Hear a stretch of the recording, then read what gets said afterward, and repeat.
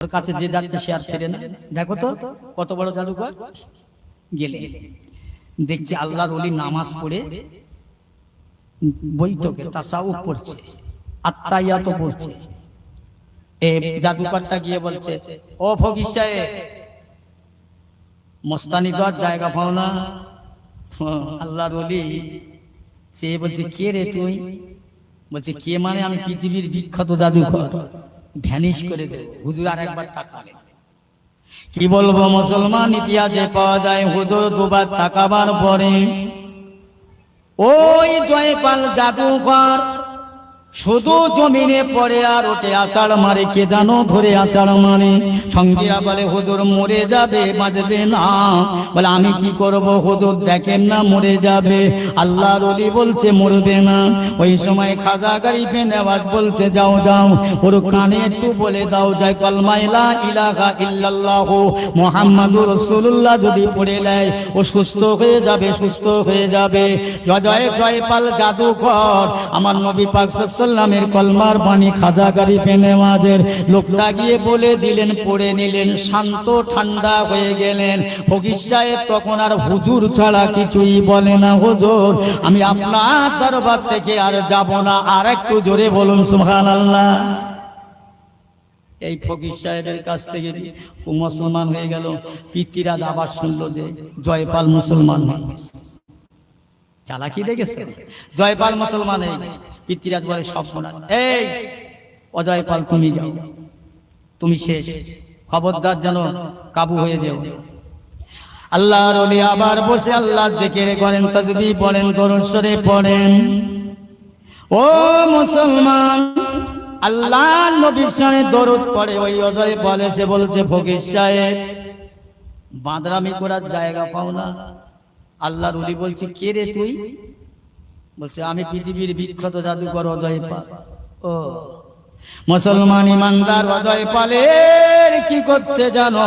অজয়পালের কি করছে? আমার খাজা গরিবে নেওয়াজের পায়ের দুইটা চটি খালি মারছে, মাথায় পিঠে, থোপনায় পেটে, পাঁদে, যেখানে পারে। কেউ মারে না, শুধু জুতো শুরু করেছে। জুতো আমার গরিবে নেওয়াজ হুজুরের পায়ের জুতোটা ওই অজয়পালের মার শুরু করেছে। একটু চিল্লে বলা যাবে না সুবহানাল্লাহ? হুজুর কি করবে, কি হবে? আল্লাহর ওলি বলছে, উচ্চ হবে না, এখনই মুশরিকদের ঠান্ডা হয়ে যাবে। কলেমা পড়িয়ে দিলেন, মুসলমান হলেন। পিতৃরাজ এবারে লড়াই করবে, আল্লাহর ওলির সঙ্গে যুদ্ধ করবে। পিতৃরাজ আর অনেক সেনা সৈন্য পারে, বা পয়সার বল, বাহুবল, রাজবল, শক্তি বাহুবল, সমস্ত সোলজার সৈন্য বাহিনী নিয়ে খাজা গরিবে নেওয়াজের সঙ্গে জিহাদ করবে, যুদ্ধ করবে।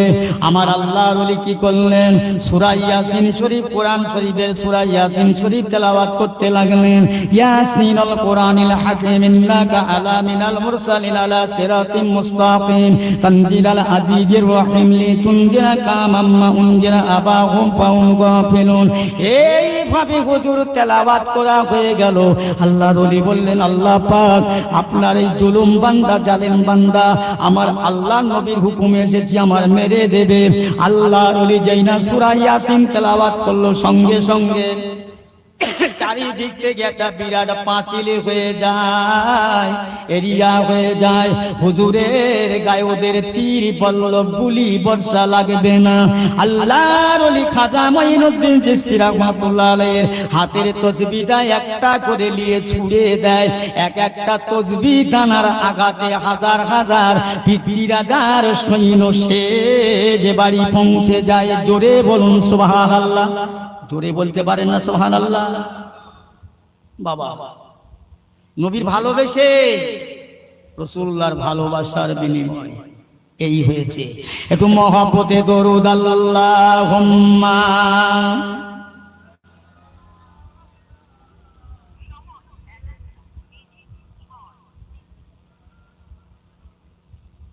পড়েন, ওয়ালা আলে সাইয়্যিদিনা। এমন নবী দুনিয়াতে হয়নি আর হবে না। তুলনা তো দূরের কথা, ছায়া মেলে না। ছায়াবিহীন নবী আমার, উম্মতের কান্ডার, শাফাআতের তাজ করেছে নবীজি আমার। আল্লাহুম্মা সাল্লি আলা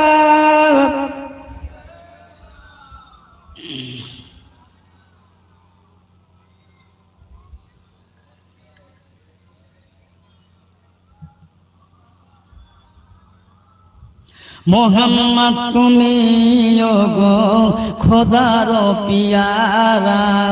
মোহাম্মদ, তুমি গো খোদার পিয়ারা। আমিনা মায়ের তুমি নয়নেরি তারা।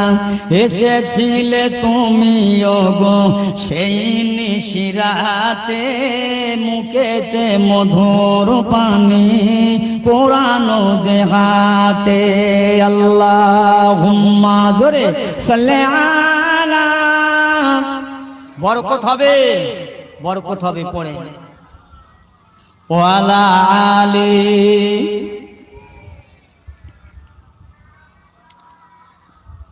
তোমারি আলোক দানে আলোকিত সারা। তোমারি আলোক দানে আলোকিত সারা।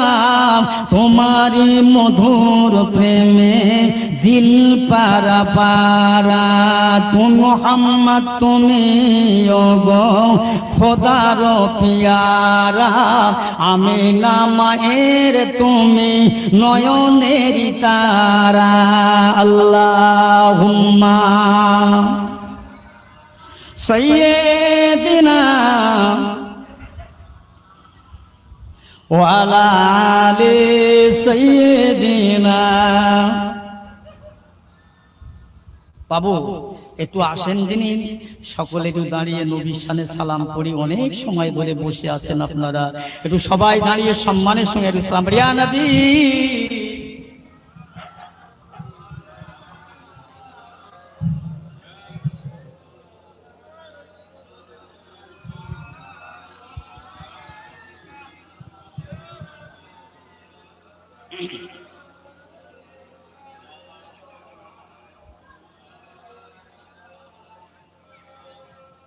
নিখিলে ধ্যানে এরো সবি, তুমি যে নূরে রবি।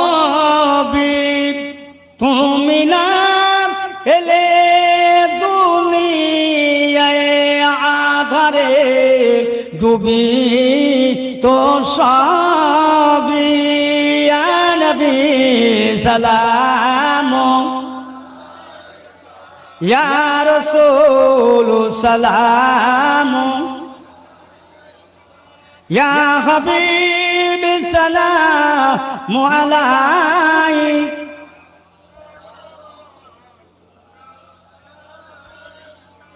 চাঁদ সরোজ আকাশে আসে, সে আলো হৃদয়ে না আসে। এলে তাই নব রবিউল মানবে মনের আকাশে। ইয়া নবী সালাম, ইয়া রাসূল সালাম।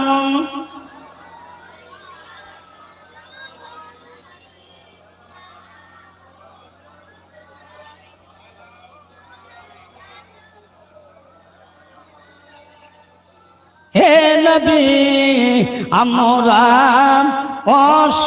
অসহায়, হে রাসূল আমরা নিরুপায়।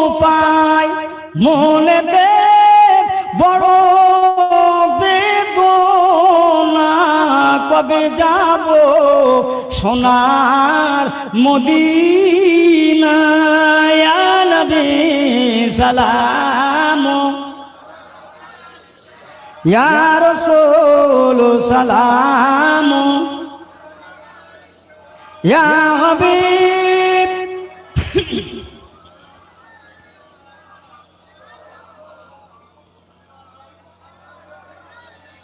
নবী না হয়ে এ দুনিয়ায় না হয়ে ফেরেশতা খোদার হয়েছেন উম্মত যে আপনার তার তরে সালাম বেশুমার ইয়া নবী সালাম ইয়া রাসূল সালাম ইয়া হাবিব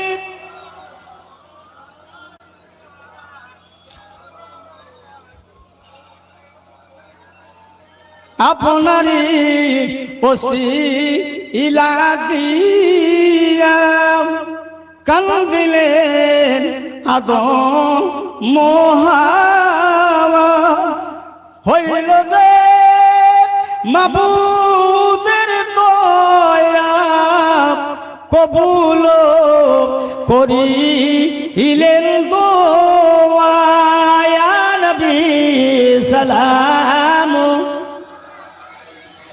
ইয়া রাসূল সালাম আলাইকা ইয়া হাবিব সালাম সালাওয়াতুল্লাহ আলাইকা সকলে বসেন রব্বি সাল্লি সালাম দরুদ বরকত মাকলিহি বালাগুল্লাহ বিকামালিহি কাশাবাদুদা বিজামালিহি হাসনাতু জামিউ খিসালিহি সাল্লু আলাইহি ওয়া আলিহি পড়ুন আল্লাহুম্মা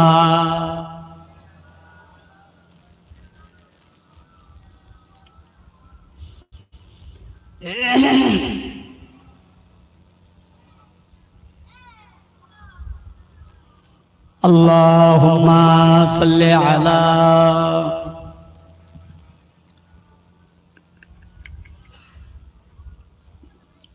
আল্লাহ আল্লাহ আমার পেয়ারা আপাজানেরা ভাইরা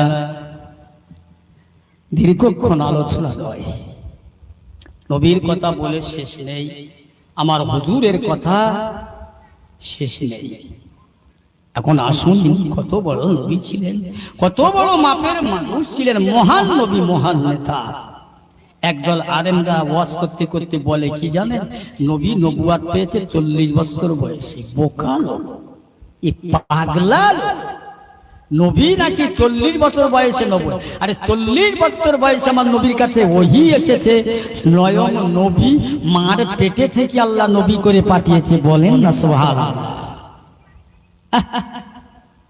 আম্মা জান আমিনা রাদিয়াল্লাহু তাআলা আনহাকে জিজ্ঞাসা করা হচ্ছে আপনার পেটে যে কচি ছিল আপনি বুঝতে পারতেন আমিনা বলছে না আমার পেটে আমার সোনার বাচ্চা সোনার টুকরো পেটে ছিল আমি বুঝতে পারিনি যে আমার পেটে বাচ্চা আছে আমার ভারী না বোঝা না ঘুমের কষ্ট না আমি আরবের মাঝে বেড়াতাম আরবের মাটিগুলো আমার পায়ের নিচে সুন্দর শীতল ঠান্ডা লাগতো বলুন না সুবহানাল্লাহ বুঝলেন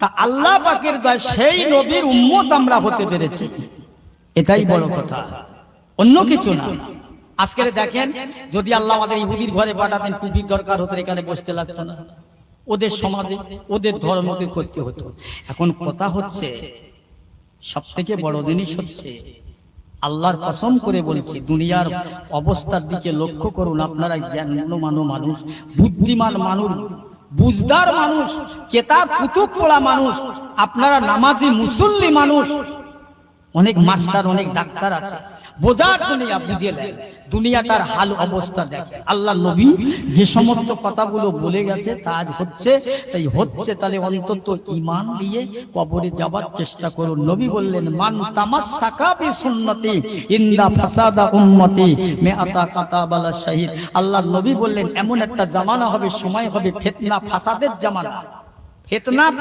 জামানা মানুষ রসুল বলছে আগুনের আংরা হাতে করে রাখা যত কঠিন, যত কষ্ট, তার চেয়ে কষ্ট বেশি আখিরি জামানায়।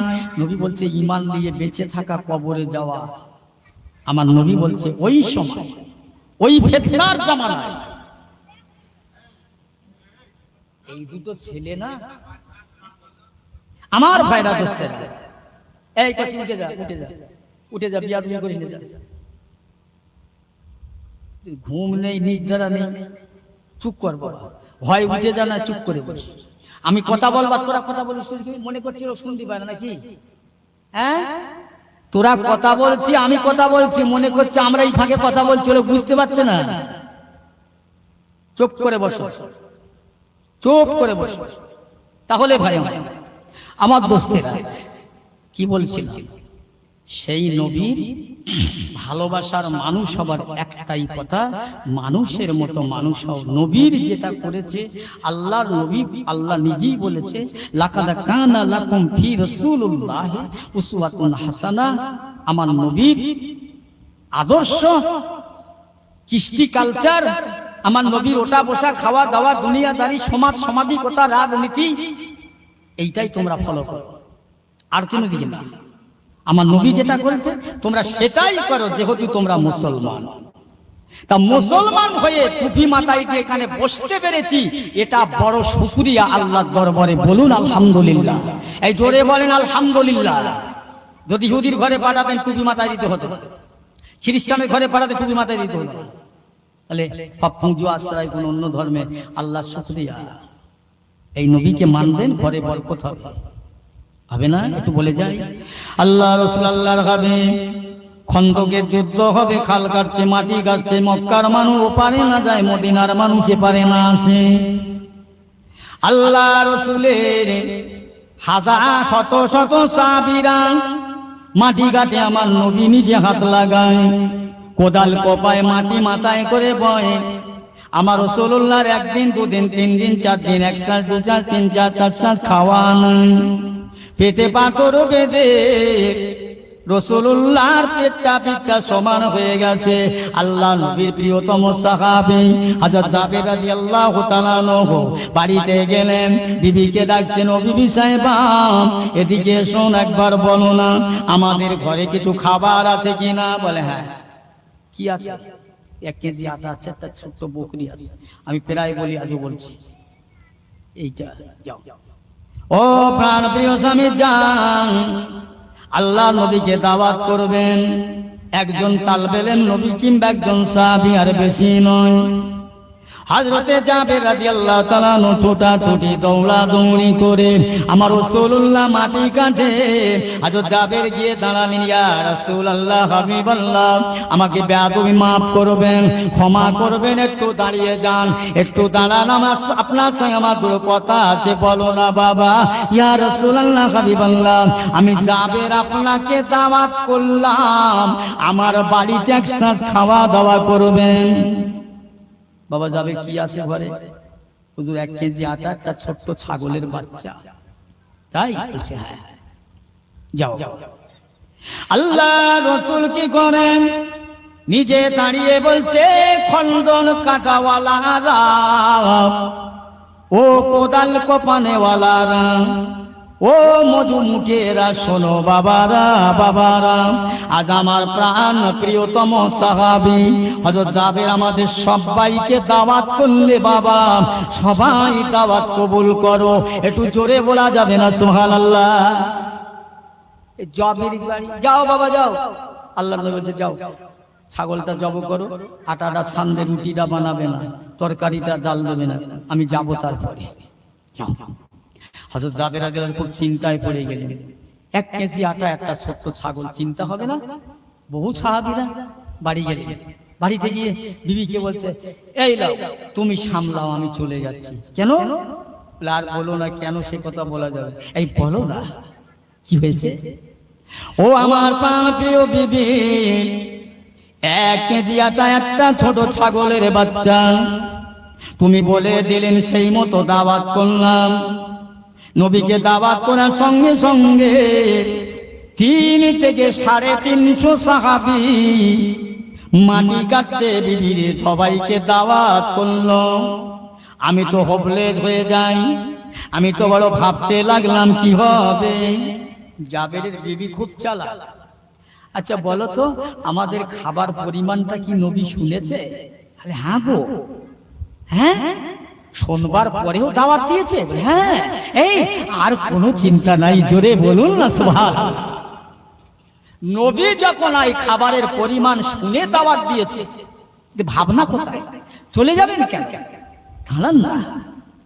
মুসলমান ইমানদার রুটিটা খামির বানা ছাড়লেন, আটাটা ছাড়লেন, ছাগলটা জবে করলেন, ছাড়ালেন, কোটা বাচা করলেন, হাঁড়িটা রেখে দিলেন। এত সময় নবী পাক এসে বলছো, বাবা যাবে? জি ইয়া রাসূলুল্লাহ, হাবিবাল্লাহ। এই তো আমি। বাবা যাবে, লেসো তোমার এই গোশতের হাঁড়িটা, লেসো খামিরের জামবাটিটা নিয়ে এসো। আমার নবী পাকের সম্মুখে আনা হলো। রাসূল আমার গোশতের হাঁড়িটায় হাত দেন, এদিক ওদিক ঘোরানো ফেরানো করে, খামিরটায় হাত দেন, ঘোরানো ফেরানো করে। আমার নবী পাকের নূরের হাত মোবারকের বরকত। আল্লাহ নবী বললে, বাবা যাও, যাবে রান্না করো, রুটি বানাও, রান্না করো, রুটি বানাও। সময় মতো আমি আমার সাহাবীকে নিয়ে আমি তোমার ঘরে আসছি বাবা। হযরত জাবের রুটি বানালেন, তরকারি রান্না করলেন। জাবের চিন্তায় পড়ে গেলেন, আল্লাহ পাক, আর যাকে না বানাইলে দুনিয়া হতো না। সেই নবী আমার বাড়ি আসবে, আমার নবী আমার বাড়ি আসবে, কি বসতে দেব? ও আমার আল্লাহ, যে নবীর ছায়া মাটিতে পড়ে না, যে নবীর গায়ের ঘামটা মেশকে আম্বারের মতো খুশবুদার, যে নবীকে আপনি বন্ধু বলে কবুল করেছেন, সেই নবী আমি জাবেরের ঘরে আসবে, আমি বসার জায়গা কি দেব? শুধু আমার নবী একা নয়, আল্লাহ আমার নবীর সাহাবীরা সঙ্গী রয়েছে, আমি বিছানা কোথায় পাবো? আল্লাহ নবীর সাহাবী দুপুরে দুপুরে দুটো হাত তুলে আল্লাহ দরবারে কাঁদেন। আল্লাহ পাক বললেন, ইন কুনতুম মুমিনিন, যারা পরিপূর্ণ মুমিন হয়ে যায় আমি আল্লাহ তাদের দুটো হাত ফিরিয়ে দেই না, দেব না। ও মুসলমান, হযরত জাবের দোয়া করে কেঁদে কেঁদে, আল্লাহ পাক আপনার বন্ধু যেন অসম্মান না হয়ে যায়, বেইজ্জতি না হয়ে যায়, সাহাবীরা অসম্মান না হয়ে যায়। মুসলমান, হযরত জাবের কাঁদতে লেগেছে। ইবত উমায়া মতো সময়, এমতো অবস্থায় নবী সাহাবীদের নিয়ে ঢুকে বললেন, ও বাবা জাবের বেরিয়ে এসো। আল্লাহ নবী সাহাবী জাবের বেরিয়ে আসলেন। ইয়া বাবা জাবের, লাও লাও বিছানা পেতে দাও, পাটি পেতে দাও। সাহাবীর আল্লাহ নবীকে বলল, ইয়া রাসূলুল্লাহ, হাবিবাল্লাহ, রাতে জাবেরের ঘরটা অভাবের ঘর, কষ্টের ঘর, অল্প সংখ্যাটা আর গোস্ত, কিন্তু জাবের এত সুন্দর বিছানা কোথায় পেল আজ আমাদের বসার জন্য দিয়েছে? ও আমার সাহাবীরা, আমার জাবের আমার প্রাণ প্রিয় সাহাবা, আল্লাহর ভালোবাসা ভক্ত বান্দা, আজকের আল্লাহ পাকের দরবারে দোয়া চেয়েছে, আমি রাসূলুল্লাহ আমার সাহাবীরা আসবে, আমার জাবের বেইজ্জতি হবে, আল্লাহ নবী বেইজ্জতি হবে। জাবেরের চোখের পানিটা আল্লাহ কবুল করে আল্লাহ পাকের বেহেশত থেকে আল্লাহর ফেরেশতারা মখমালের বিছানা এনে দিয়েছে। আর একটু জোরে হয় না? দাও জাবের, বিছিয়ে দাও। নবীর ভালোবাসা কারে বলে? হযরত জাবের রাদিয়াল্লাহু তাআলা আনহু বিছিয়ে দিলেন, রুটি দেন, তরকারি দেন, তরকারি দেন, রুটি দেন। সাহাবীরা বলছেন, ভাই আর দেবেন না? নবী বলছে, বাবারা তোমরা দু চারজন ওটো লাইনে দাঁড়াও, খাদিম করো, জাবের একা সামলাতে পারবে না। আল্লাহ নবীর কথা মতো সাহাবীরা লেগে যান, সবাইকে রুটি দেন, তরকারি দেন, তরকারি দেন,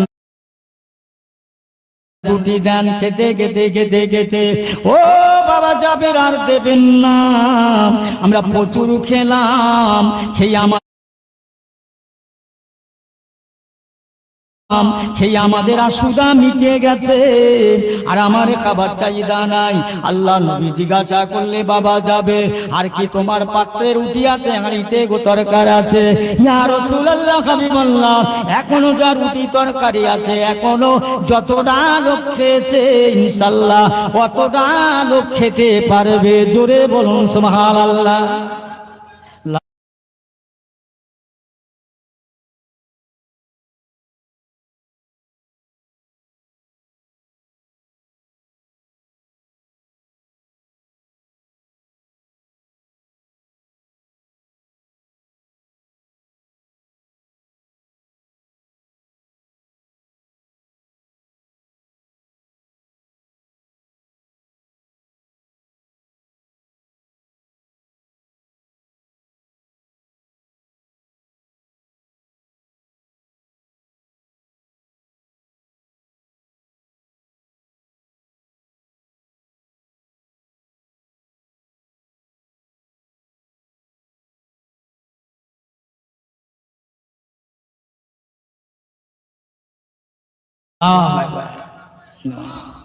নবীর বরকত। এখন বিয়ে হয়েছে মেয়ে, মেয়ের বাপের বাড়ি আসবে বরযাত্রী।